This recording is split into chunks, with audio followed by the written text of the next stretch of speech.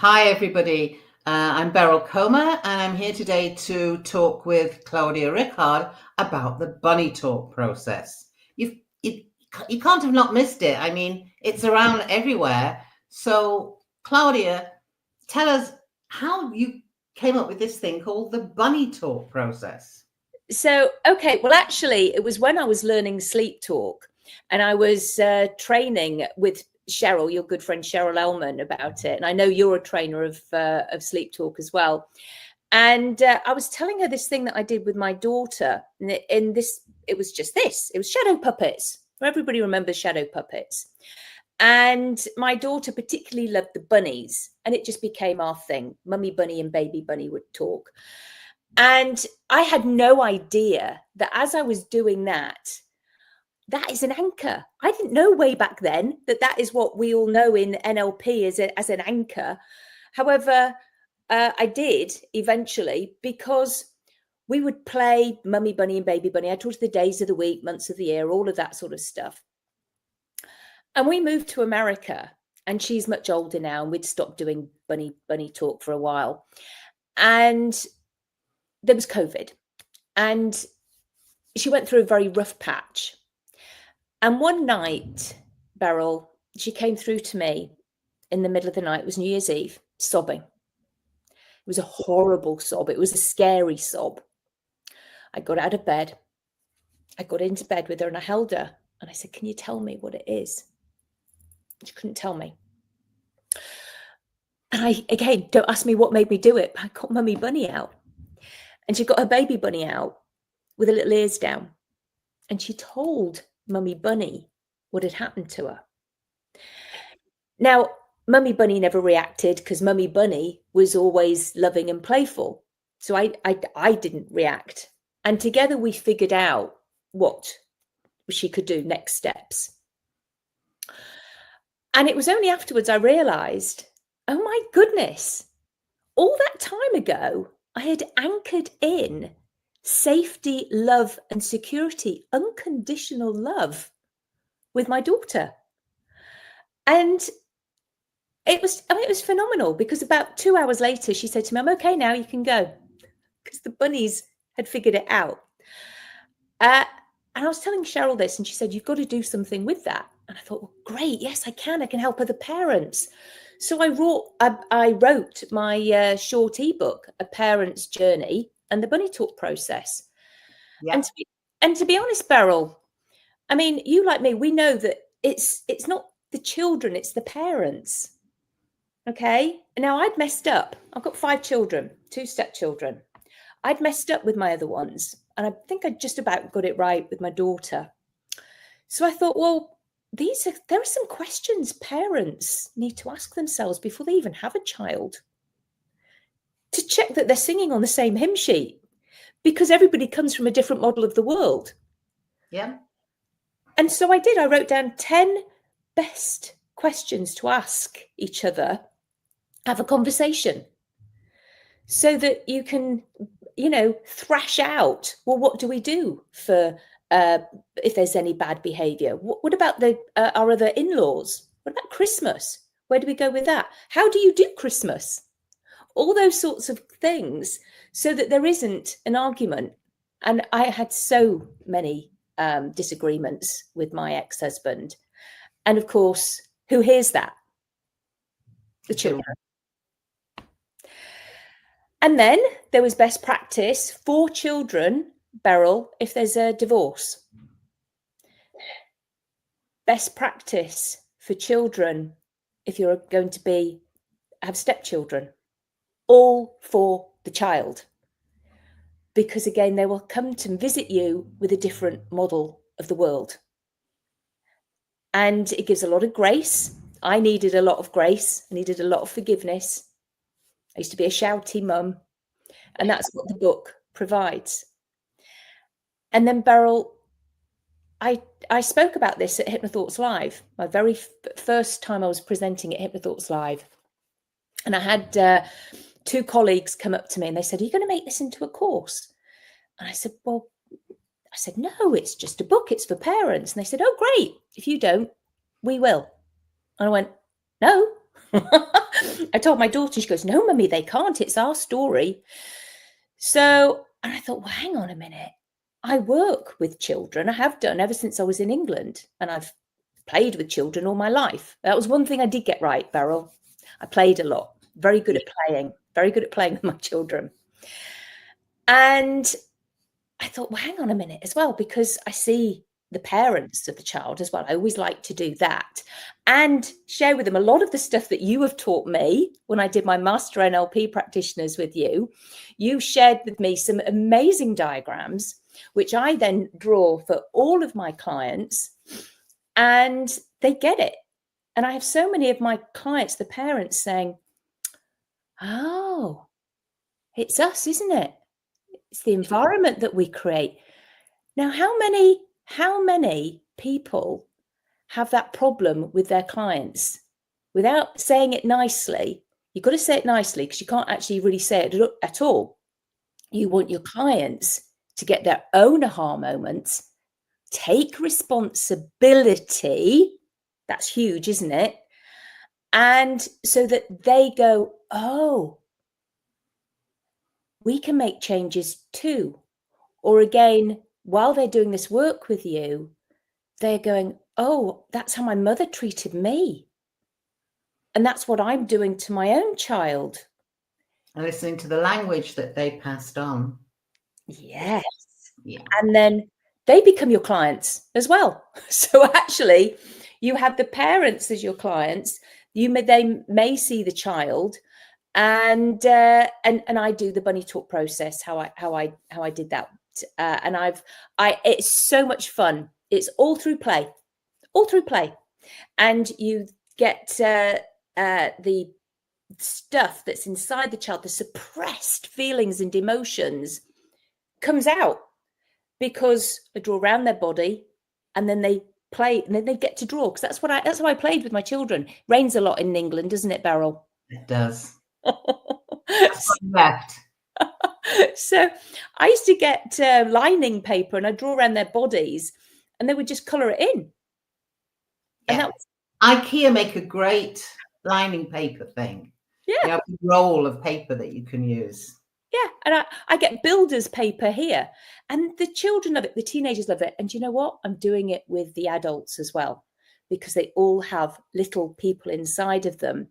And when I have done this, I get good clients. I've seen a psychiatrist, therapists, and they send me their clients. And then I do eye movements with the bunny. And yeah, it goes back on into the hippocampus where it belongs, those suppressed feelings. Once you start drawing around even an adult with colour, and they start colouring in all the different parts of their body where they feel things, they are naturally regressing to cause without having to say, go back. Yeah, it's all eyes open. Oh, now I remember my mother saying this. Now I remember this happening. Mm-hmm. Yeah. And I feel it. So, you've got a course coming up in March. Yes. It's 2 days. 2 days with Dan Candell. Dan Candell, who's amazing. If Dan Candell recommends something, and I do, and all the people that have seen this, Ken Guzzo, Jason Lynette, Bob Burns thinks you're wonderful. What are the benefits, for John Smith, Jane Smith out there who are therapists already? Okay, so I think I already said that before, so that you get lots of clients. So you get the parent wanting you to help their child. You invite them in for a session, first of all, to explain what you're going to do. They then go, oh, so they then want the change. And because you're doing that, I see whole families, grandparents, aunts, cousins, they send the whole family. I've literally seen so many clients, and then their friends. I have people referring to me on Facebook. So in our local area, if it's like, oh, I've got such and such, oh, Claudia will help you, Claudia Rickard, she did this with me. And and that's how I get my referrals. I'm literally 100% referral base, which is a wonderful place to be. So you get that. And then actually what I found is that when people are training, they're getting their own inner child helped. Yeah. And I love this because sometimes then it's done on me as well. And because there's always something that needs help with. And yeah, so you get your own transformation as well. And the big words these days are trauma and self-esteem. Yeah. Yeah. Okay. How is Bunny Talk appealing to people who think they've got trauma, or believe that they've been traumatized? Well, it's content free. So they don't need to go over the story again and again, because in my opinion, and I learned this from you, when they retell the story, they will distort it. And therefore they are then, and they will delete some of the bits and they will just make it into something else. And then they have another belief system. And they are hypnotizing themselves into this. And so when I am seeing the person, it's content free, and they are literally putting it out into their paper. They know the story.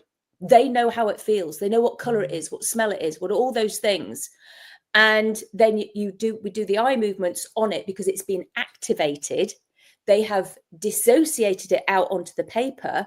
And then we actually are getting them to feel it. And then it goes, and then it's deleted. It's gone, goes back into the hippocampus where it belongs. And then we fill the void.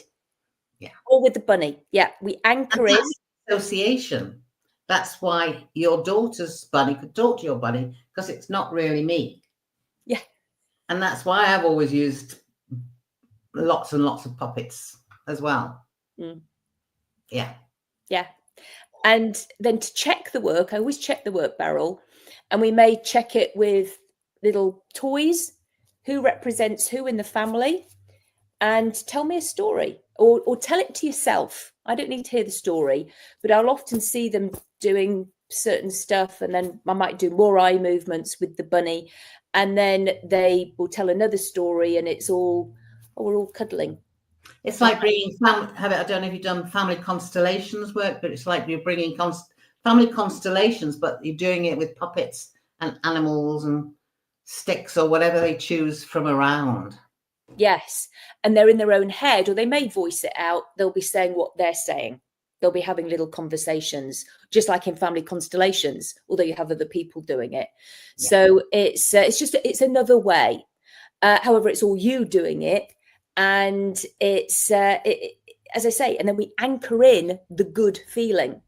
So you fill the void. Yeah. And that's, again, so I always get people into a resource state as well. With anchors of fun things, laughter and things that they have had before, so that they know that is there. And when with the eye movements, I had the bunny pulling it out. That is like collapsing the anchor. Yeah. So what you're teaching people, if I can summarize this, is you're showing them, you're taking everything that you've got in your toolbox and you used it in one process. That's very easy to follow. Even if they're a beginner or they're advanced and they've wondered how to bring all of these tools they've learned on different courses together. Yes, absolutely. In a nutshell, I have pulled from this, and that's what people have got with the Bunny Talk process. A step-by-step framework of how to work with somebody. You can use the whole of it, or you can use just parts of it. And it's completely, your choice, because in my opinion, it's helpful to work intuitively to what your client wants. And yes, you can add in something that you know that and like, and you can also be using something with a client but think, I want that bit from the Bunny Talk process. So that's a feature of what it can do for you. Yeah. Yeah. I love dissociation, because once you've dissociated from the problem, you've changed that movie that you've been making in your mind. Like somebody said to Richard Bandler one day, so, all this talk about the VAK and everything, who are we? And he said, well, we are the movies we play in our mind. Yeah. All we have to do is just change the movie and we've reinvented ourselves. And I think that's the wonderful thing about sleep, and sleep talk as well, because every night you go to sleep, you can erase the movie. Yes. Yes. Change the movie. I wonder when Steven Spielberg sits with his grandchildren and watches Jaws, and the grandchild's terrified. Oh, the shark. Is he going, oh, it looks so plastic now compared to the other things I can do? Or does he just think, well, that's a movie I made then and I've improved on it? We're improving every day. Or we continue looking at the cuttings on the cutting room floor, the mistakes on the cutting room floor. He doesn't look at those. He sees the movie and what he can do now because he's progressed. And it's the same with all of us. But some people just got stuck in that movie, didn't they? Yes, they did. And then they've suppressed it, and it's so painful. And we can help them play a new movie. Take it out. Yeah. Take it out. And I need to know ways to communicate. And if you can do that with a child, how wonderful with a teenager, because teenagers, what you doing? Nothing. Where are you going? Nowhere. Mm-hmm. Who are you talking to? No one. Because they don't want that direct contact. But if you've got that secret weapon, you can get to their feelings. And I was able to, because it was only after that, Beryl, that my daughter then started sharing with me and talking to me. And she's 18 now, but it was, it's an honor that she shares with me. And of course, I've since said to her, darling, if I ever get dementia, I may forget your name. Will you talk to me with the bunny? Because I'll never forget the feeling of the bunny. And it's because we've anchored that in. And other people will have their own anchors. I know another therapist, she used to use snake puppets, so you would use whatever you do with your child. However, with your clients, you can anchor that in. And because you were showing them shadow puppets, and you can anchor good feelings in there and then. And the bunny start talking to each other. So it's a really holistic way of working with children, with teenagers, with adults. It's heart-centered. But for those and a lot of therapists are scared to work with kids. They're frightened of them. Me, I always thought I would work with children. It was a surprise when I started working with adults because I was a school principal. But you can work with anybody with this process. That's the wonderful thing, because everybody has an inner child. Yeah, everybody's a child inside and is reacting the way they did as children, unless they learn to react in new ways, because we're not our behavior, we are our good intention. That's right. And as you taught me, our good intention is always to protect our feelings. Yeah, I think what you've done, putting this together from everything else that you've done, is wonderful. So thank you on behalf of those future students who will come to see you in March. Tell us the dates. Yes. It's March the 22nd and 23rd. It's up in Marlborough, Massachusetts. And it'll be with Dan Candell. He's going to add in his some anxiety tools with it, which is be really useful for the whole process as well. So I'm excited. So thank you. And if you have a pricing on that, is there an early bird discount if people get in now? So it's 597 early bird, otherwise it's 797. And I know I've had people say to me, why is it, it should be more? No, I want people to do it. There are some trainings I've not taken because they were just too expensive when I lived in England. I couldn't afford them in England. Because in England, it's a different story. That's why it took me so long to do sleep talk. Which was always a shame, because I know it would have helped my other children. Yeah. So there we go. And that's why I think it's important to keep it reasonable. And if anybody wants to add to that, I'm a sleep talk trainer as well as a consultant. So people can learn the sleep talk process, which is wonderful. Yeah, absolutely. And the broken heart for the teenagers. Everybody. I've seen. I had a 66-year-old last week with a broken heart. Yeah. Oh, absolutely. I use it all the time, and it's great for the teenagers as well. So it's you need to train that, and that's online. It's easy. It's not difficult for people to learn. That we need to, people need to take that as well. Oh, Beryl, you've taught me so many wonderful things. I can't thank you enough. Well, it goes around now. Now you're teaching. I always say to my students, go learn from everybody, and if you've learned something really good, come back and teach me. Yeah, I know, and I thank you because you took my course, so thank you. Yeah. and Bob Burns, there you go. Yeah. So thank you. This 5 years' time, everybody will want to learn this. Yeah. They'll all be doing it. They'll be doing it. Yeah, it'll be everywhere. Learn from the originator. Learn from Claudia, and not those who say, "Oh, if you don't do it, we're going to do it," and maybe doing it now and just calling it something else. But bunnies are good. Bunnies are good.